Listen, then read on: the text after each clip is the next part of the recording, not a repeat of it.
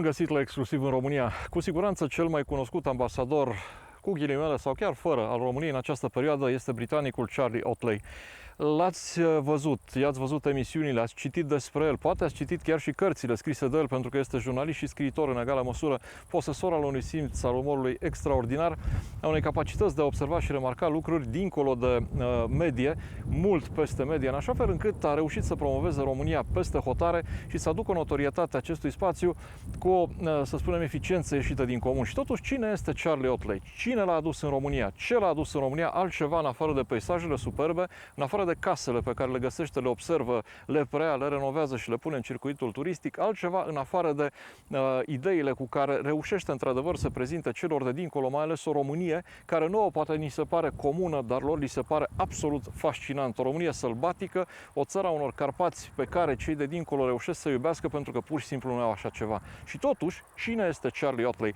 Hai să petrecem 40 de minute cel puțin, de fapt vreo 2 zile pentru noi cu Charlie Ottley, în așa fel încât să vedem unde a venit, ce a văzut, de ce trăiește în România, cui i-a închinat jumătate din inimă, țării pe de-o parte și pe de altă parte Oanei. Cine este Oana? Cine este Charlie? Cine sunt cei doi?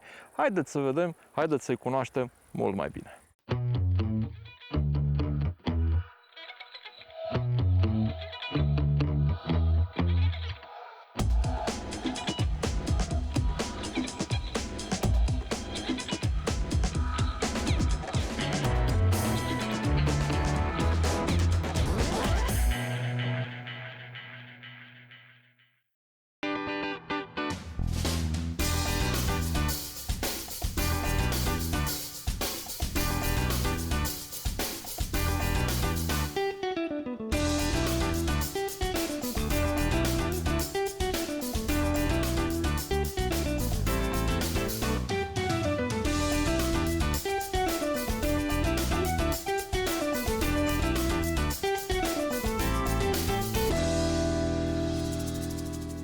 Charlie Ottley, producător TV, scriitor și globetrotter, cunoscut la nivel planetar pentru serialele sale de călătorie difuzate de cele mai prestigioase canale internaționale de televiziune.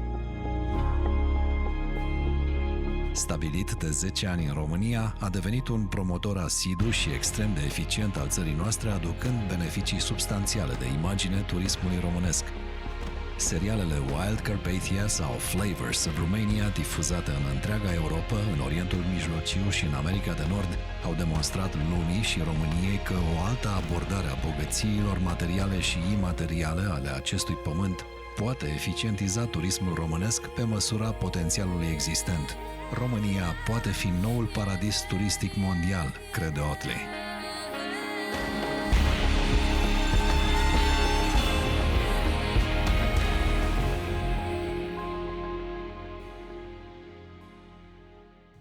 Presa românească abundă de știri despre Charlie Ottley, despre acțiunile și activitățile sale.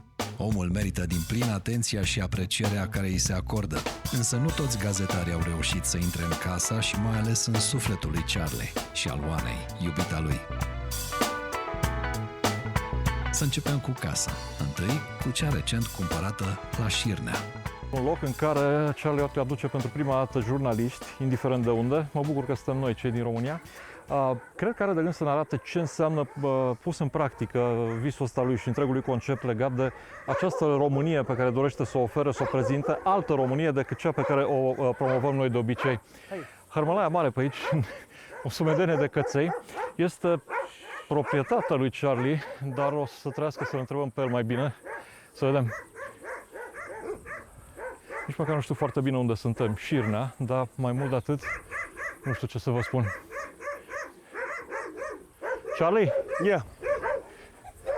Am I supposed to understand that these are your dogs as well? No, those are not my dogs.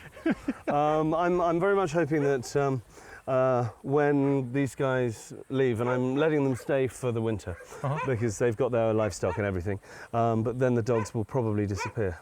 I'd rather have my own dogs that recognise me and don't have a tendency to bark and attack. But you do need to have, I think, fairly strong and sturdy dogs in an area like this, because there was a bear literally at the fence last night. So let me just understand. This is your fence. Yeah. This is the limit of your property. Yeah, there's these bits here are other people's land that have Okay. been staked out. So mine sort of starts from that post and incorporates most of that barn, hopefully all of it. We're still deliberating that. And then this house, which they're living in at the moment, and then the barn at the top. But let me know something. Why on earth did you want to buy this? What do you intend to do? For most of the Romanians, it would be a kind of useless investment. Why here? Where are we here? Why are you interested in this place? Well, first of all, look around. I mean, how beautiful is this? Perfect. Perfect.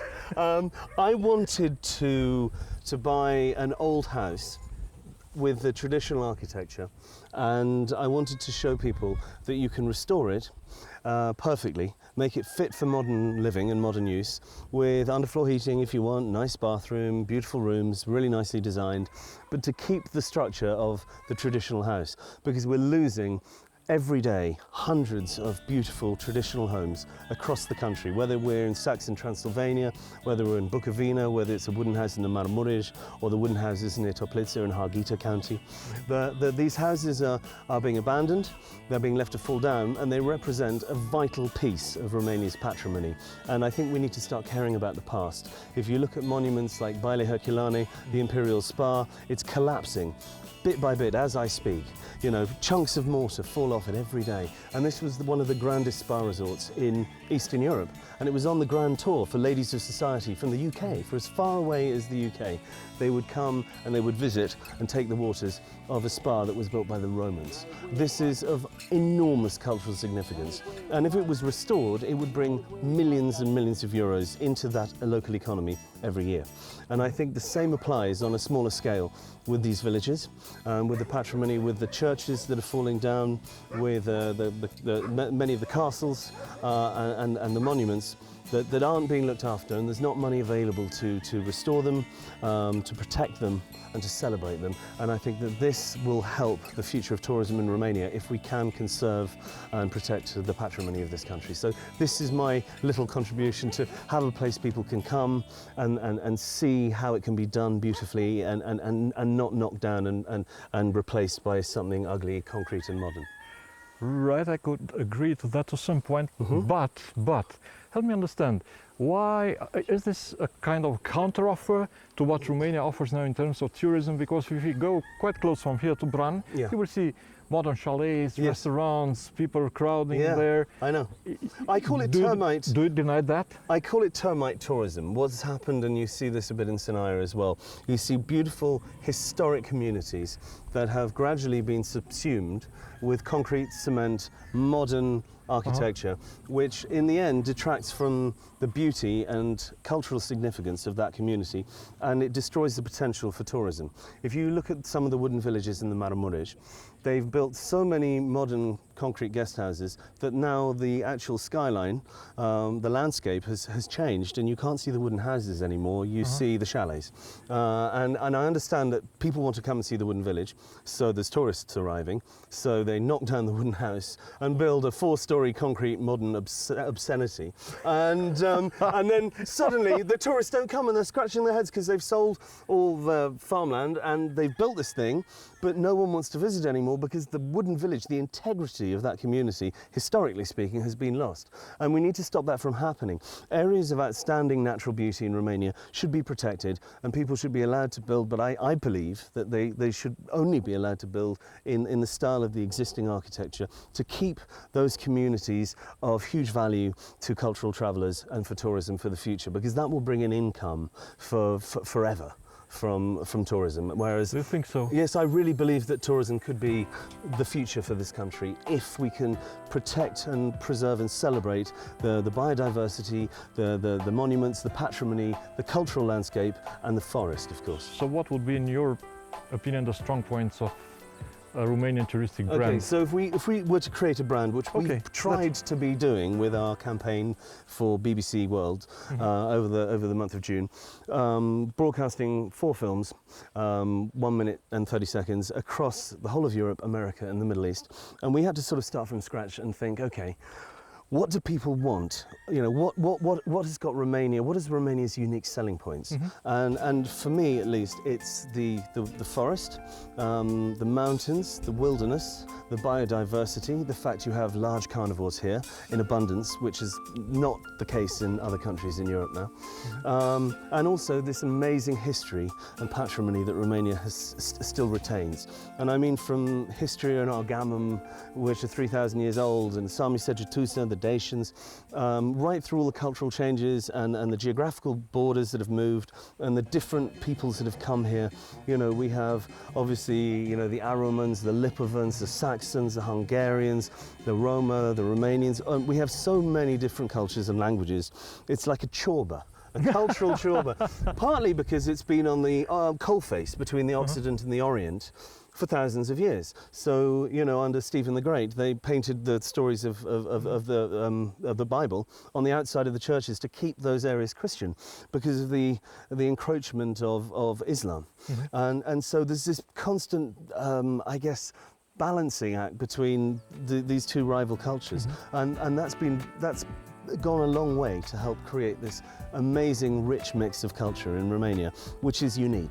And I think that's one of the things we can celebrate: the castles, the monuments, the incredible villages, the traditional way of life, which I feel should be subsidized. No one wants to keep people in the dark ages, but to allow for people to still farm in a way that leads to organic produce, biodiversity retained, the wildflowers of the hay meadows, all of this, the wolves, the bears, the lynx. If we can retain these things, they've been lost everywhere else, and tourists will flock here to see them. Oh yes, great, but you're a poet. Yeah, I am. Yeah. And? Why would another... What's that got to do with it?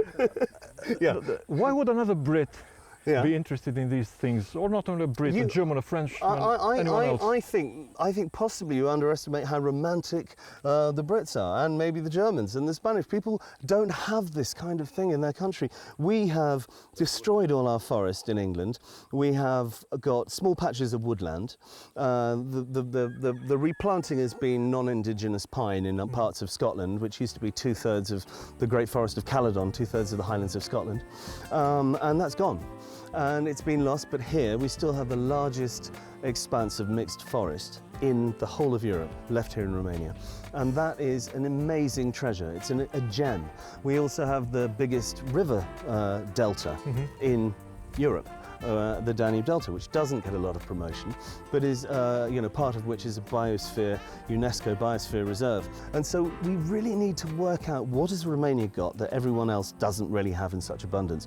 Forest, mountains, patrimony, villages, cultural mix, an incredible biodiversity. And these are the things that we should be shouting about from the rooftops. Agreed, but is that enough to fight back myths and stereotypes about Romanians, mad drivers, primitive people, they steal your purse, you could even get killed here? I don't know if people think that anymore.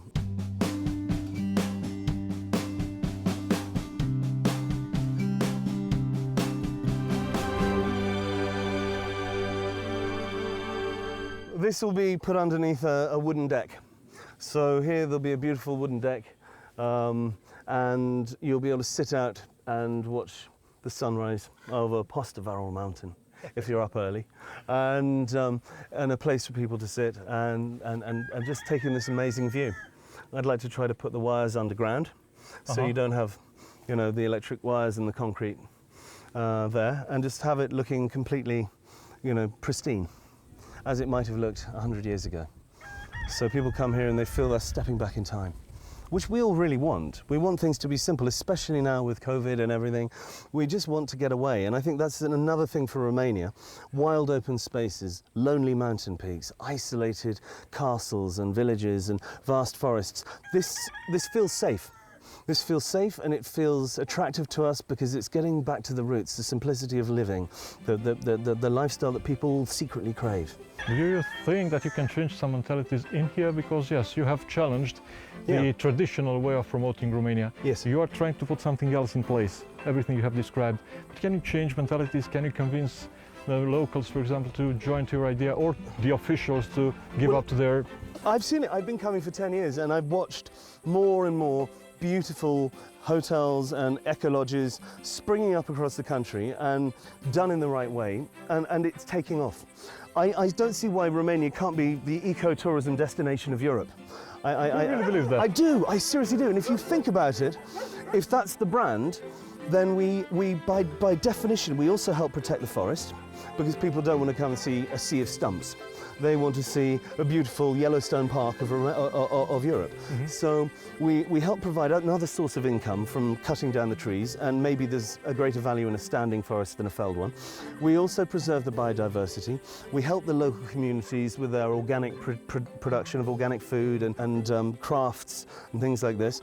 And we provide people a pristine place to get away from all the worries and the stress of modern life and come and be a part of something like this. And you'd be surprised how many people across the world who you know, spend far too much time on Facebook or staring at a screen would actually just feel liberated by being somewhere like this. You anticipated my question. Do you feel that it could be somehow a kind of a mass tourism, or is just a, I don't know. Well, I don't want it to be. The thing is, that's why we can't keep promoting the same places, because then you do end up with busloads of people going there and it ruins it.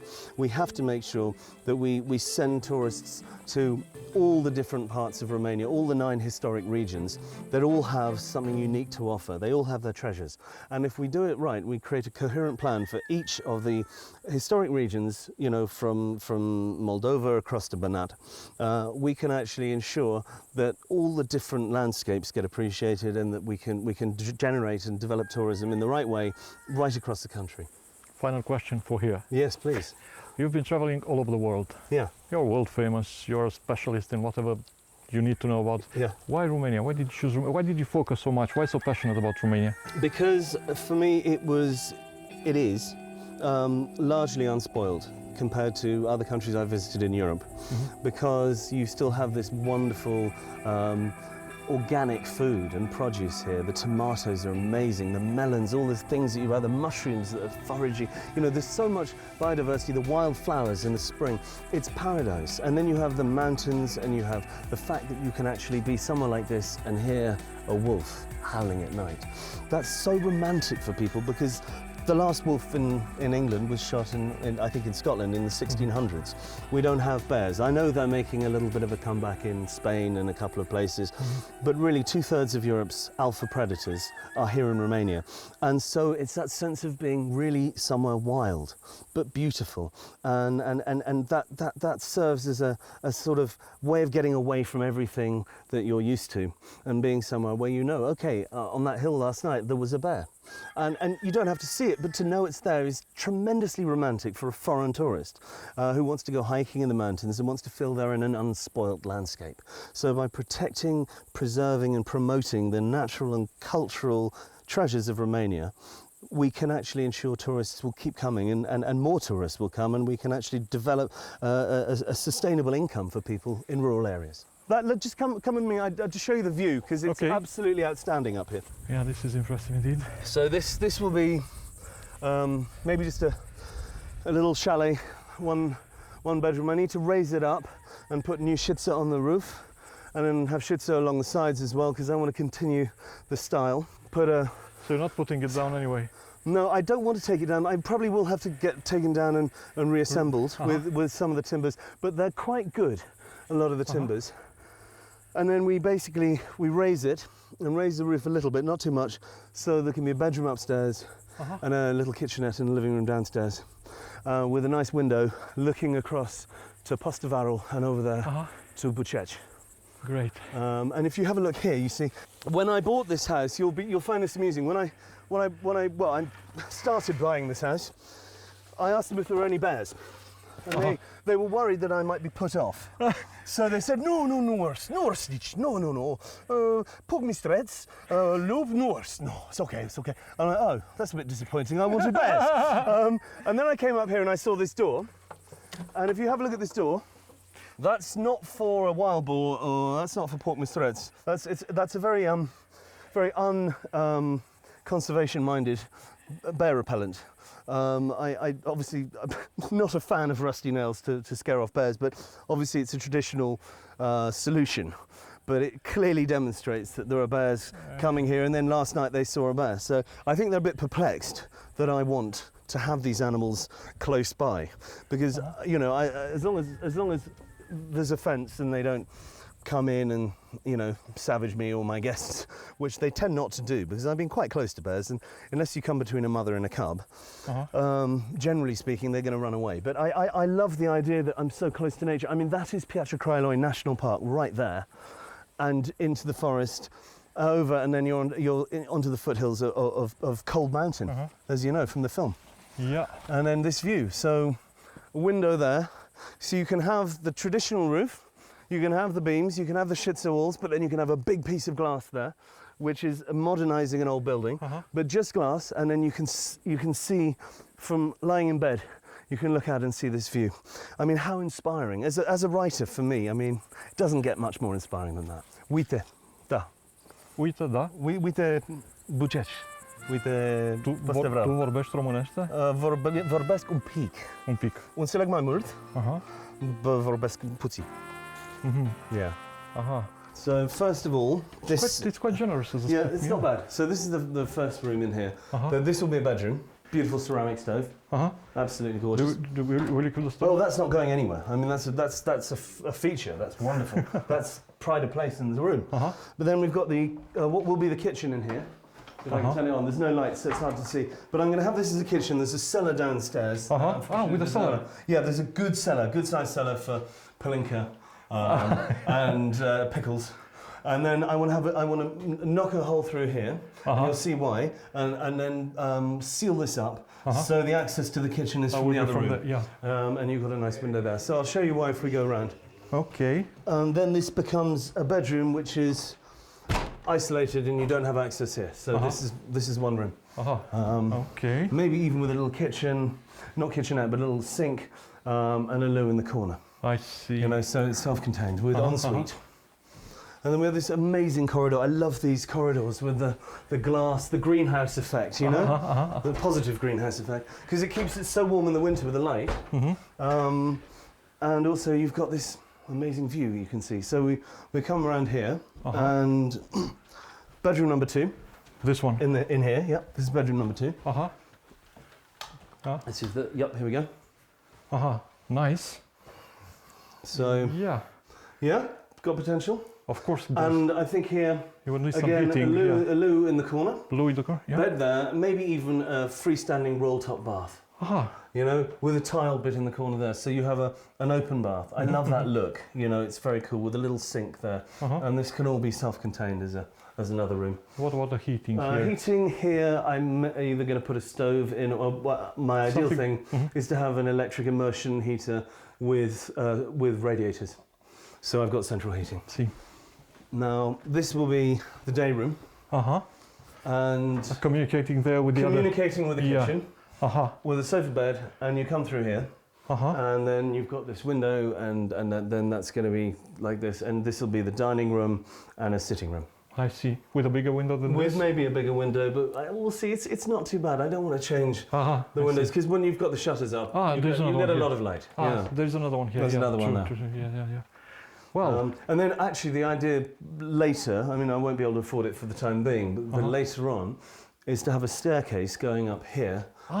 And then you've got this amazing attic with a turret coming out, with a view. You could place a chair and look across the view. And there's room for 2 bedrooms upstairs. At which point that becomes a bedroom there, 2 bedrooms upstairs, with a shared bathroom. And then a sitting room here. So basically, you've then got you've got 4 bedrooms that can you can seat 8 people. Yeah. And if you have the English coming over here, they could potentially, if I was to do it as self-catering and rent it out for a week, you could rent it for €1,000 a week. Wow. Which is, you know, a lot of money. Sounds good for the year. It's a good idea. And, you know, this is if it's promoted properly and it's designed and tastefully done. But it's a long-term project. Get the house done first, then we've got their house that they're living in at the moment. They're going to stay here till next March. And then when they go, maybe then to do this place. And then, you know, after another period of time, as we get money coming in, to do that barn. And that barn could be like a performance area downstairs, and dig it out, and you have a stage and Wild Carpathia, a sort of centre of excellence. People can come and give talks about conservation, do yoga, learn to write poetry, paint. You know, it can be like a centre as well, with accommodation upstairs. You're a visionary. Well, it's slowly, you know. I always get around to it in the end, but it's you know, it just takes time because, you know, Rome wasn't built in a day. True. I hope you will achieve this. Yeah. Well, we you know, baby steps. I hope. Well, come and have a look at where we're living now. Okay. To the very long-suffering and wonderful parents of Oana, who've put up with us for about 4 or 5 years, and we'll show you where we are and where we've been since about 2016, something like that. Oh, yeah. But it's amazing because we're at the foot of Buceci and we're right into the wilderness, and you walk up the hill behind the house and you have a view over Piatra Craiului and Buceci at the same time. It's another little patch of paradise. Okay then, but promise me that I get a chance to ask Oana some things as well. I insist. I don't want to be the one who always does all the talking. She insists. She waves that she won't. You will. Let me just say, none of this would have been possible without her. She is more than half the team. Andrew and I comprise the rest, but she organises everything. She liaises with me with everyone. She comes and makes sense of what I'm saying in meetings. So join us now. We would never manage. She's logistics. We'd never manage to have made Wild Carpathia 4 or White Carpathia or Flavours of Romania or anything without her. And also, she's the love of my life. So come here, please. So show us to your nest. Yes, take us home. Da, haideți să mergem acasă. Bine. Deocamdată, Oana și Charlie locuiesc în Bran, unde ne așezăm la povești și la un pahar de... Capșunică. Ah! Pentru tine. Pentru mine? Serios? Asta vreți? Absolutely. I took the liberty of pouring you a glass. My God, is this really căpșunica? It's the genuine article made by friends of ours in Toplița, and I've never tasted a grape like this in the world. I don't know why this isn't sold, you know, right across Europe and beyond at a very high premium with a nice label, because it's delicious. How on earth did you find out about căpșunica? I've been here 10 years. I've done a lot of research when it comes to Romanian produced alcohol. Okay, so Sănătate, sănătate și virtute și pădure. și pădure. Da. I was afraid that you would find another rhyme. I know, that's what everyone thinks. No, not really. Yeah. Oana, do you mind if I speak with her in Romanian a bit? No problem. So you could not deny anything? Înțeleg un pic. Înțelegi un pic? Înțeleg un pic. Bine. Înțelege. Oana, tu ești responsabilă pentru faptul că Charlie s-a hotărât să rămână în România? Măi, eu sper să fiu parte din acea decizie a lui Charlie de a rămâne în România. Wow. Nu vreau acum să iau tot creditul. Așa? I think I'm a small part of your decision to be in Romania. Foarte mare. Mare. Tiny, but foarte mare. Nu, mare. Okay. Yeah. So yes, absolutely. I mean, I came here in 2010, and then I've been coming back ever since. And I met Oana, and that was in 2000. Did you meet her here in I met her in Bran. Yes, In Bran? În Bran. Acum 8 ani de zile am primit un telefon de la o prietenă de-a noastră de la Brăila, că este această echipă de la Travel Channel care face un documentar foarte frumos despre România și au nevoie de ajutor pe zona de Transilvania, cu puțină organizare, puține recomandări. Și așa ne-am cunoscut. But it wasn't just Transylvania. We were doing. No, but when you came, when I've been called for that help, was World Cup area too. We were filming in this area. Yes. Yeah, but then we ended up in the Danube Delta. Yes. No, but on this area you needed help, and this is how I received the. I did. And when did you simply understand that you love her? I think probably day one. Really? Yes. Did you feel the same? Ai simțit același lucru? Da, același lucru. Ne-am uitat unul la celălalt și am avut așa un moment ciudat de ce se întâmplă. Și apoi când a plecat, mi-aduc aminte și acum au stat în jur de 4 zile aici pe zonă și au filmat. Când a plecat, ne-am îmbrățișat în fața unui restaurant unde eram și parcă s-a rupt așa ceva din mine. Și apoi când am vorbit, și el la fel a zis. But she thought I was an arrogant British toff, didn't you? Aren't you? Hang on a minute. Well, maybe, but I mean, there's more. Hopefully, there's more. Deci prima privire a fost da, apoi când am stat 3 zile și a început, păi dar nu vreau parapantă cu motor, vreau parapantă fără motor, că eu sunt pilot de parapantă. Și a continuat așa și am zis, măi, dar băiatul ăsta chiar așa. I'm sure it's like you. I mean, I have a very specific idea of how I want to do things. I'm sure you can relate to that, Cristi. Yes, I do. I subscribe. I've subscribed. Aici trebuie să fiu puțin de partea lui, recunosc. Dacă n-ar fi făcut așa, n-ar fi fost el și n-ar fi făcut show și doi, n-ar fi fost sincer. Corect. Te-a tratat cu sinceritate, asta trebuie Așa apreciat. este și apoi am realizat și eu când am început să lucrăm împreună pentru documentarele Wild Carpate, am înțeles și eu ce înseamnă că trebuie să ai lucrurile programate, trebuie să ai ceea ce ai cerut, trebuie să ai interviurile cu persoanele care le-ai cerut, trebuie să ai un program ca să poți să realizezi aceste documentare. În momentul acela nu știam, nu lucram în domeniu și pentru mine mi s-a părut doar un arogant care vine aici și cere de toate. Încă un occidental care vine să dea lecții și să ceară și să... Did you understand that? Yes. I said that first, they seem to me like a person that comes here and asks for everything and is very arrogant. No. We make these films, and what I think people don't realize is, I mean, for the last 3 or 4 years, it's been Oana, my friend Andrew, and myself, and there's been the 3 of us.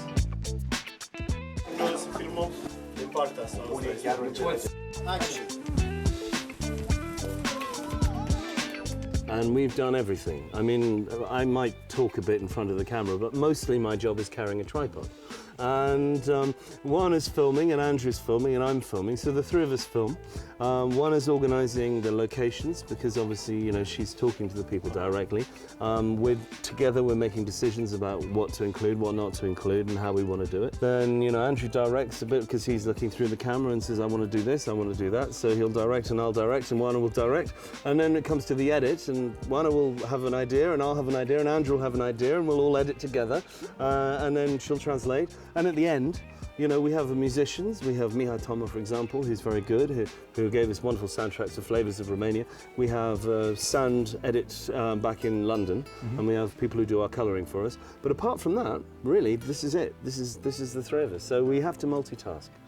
But that's how we can produce great films for very little money. Well, that's good. I hope. It's indeed impressive, but there is dar. Dar. Yes. I'm waiting for the dar. Dar. Cu darul. Dar. Te rog. This is always something bad following. I know. It's great because it gives me a chance to be prepared, especially when you leave a long pause after dar. With this kind of a... Yeah, with that kind of look. Precisely, that one. That's the one. Yeah, dar. So anyway, I'm waiting, please. Dar. Who do you love most? Her, Romania, any other place on this earth?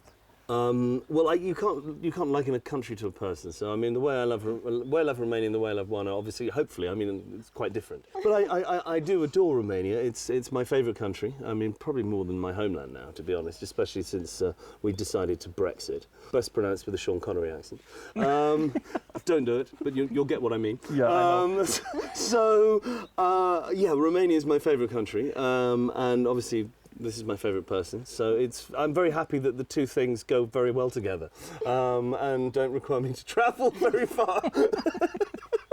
But you know, I've fallen in love with the country, you know, gradually over the 10 years I've been here. But what I think is important is there has to be, with love, I think, sometimes a bit of jeopardy, you know. And when people have an investment, an emotional investment in a place, you know, you care about all the things that happen to it. And Romania is, I think, threatened by this scourge of illegal deforestation. It's got the last great forests in Europe, and yet they've been cut down at nearly 3 hectares per hour. That may have changed, but it's a lot. I think someone recently said that you can take 9 million cubic meters of wood sustainably out of the forests here, and a recent survey said there was near 30 million cubic meters of wood going out illegally every year. That's aside from what's being taken legally. So we have a problem here, and I think that when we made our films, it's showing how beautiful it is, but also making people care because it's threatened in some way. And the landscapes here, the beautiful patrimony and the monuments and the history and the architecture, also slightly under threat.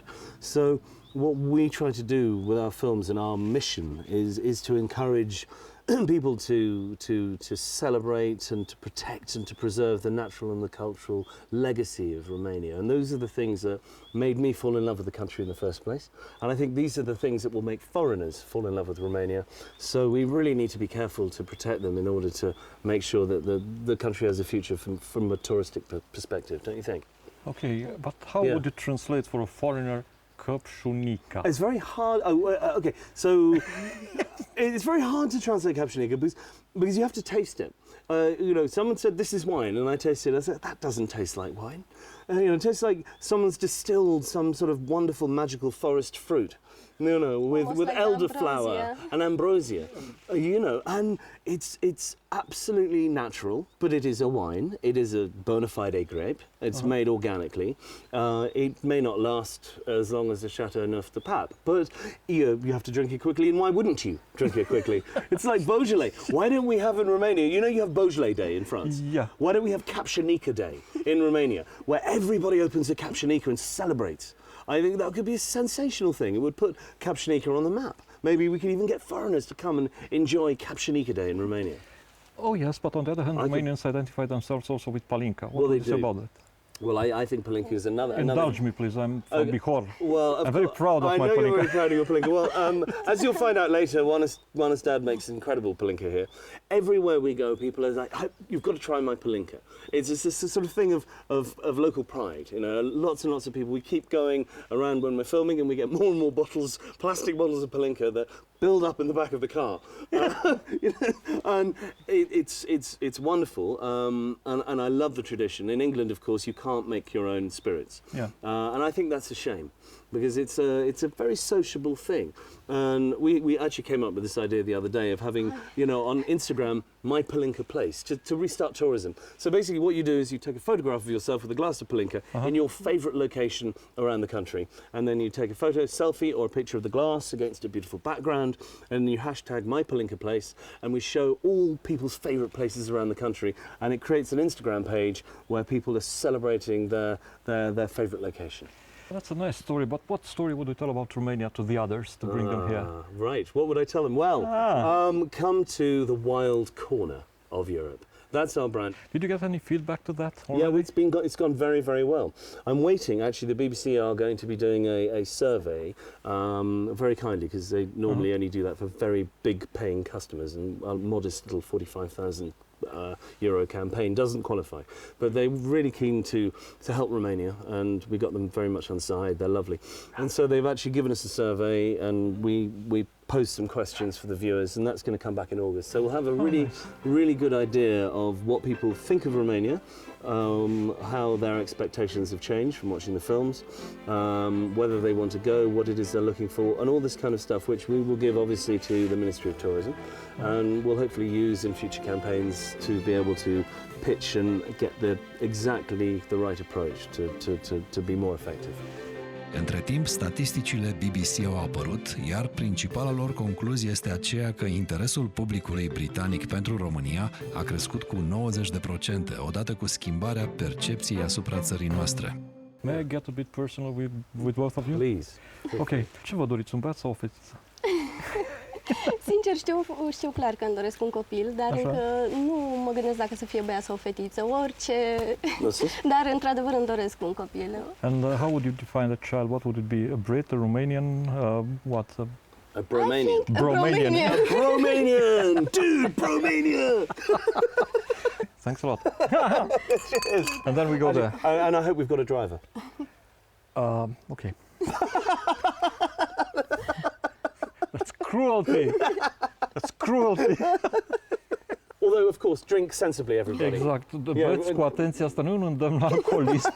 Dar vă rog, nu tăiați partea asta din emisiune. Vă rog. I was going to say, yeah. Yeah, you say it, please, to the camera. Please drink sensibly. There we go. Charlie Ottley l-a convins, dacă mai era nevoie, și pe prințul Charles al Marii Britanii să susțină imaginea României în lume. So I could only encourage all Romanians to rediscover the incredible riches within the borders of your remarkable country. And when it becomes possible for me to travel to Romania again, it will be a precious moment to cherish. Să ne revedem cu bine.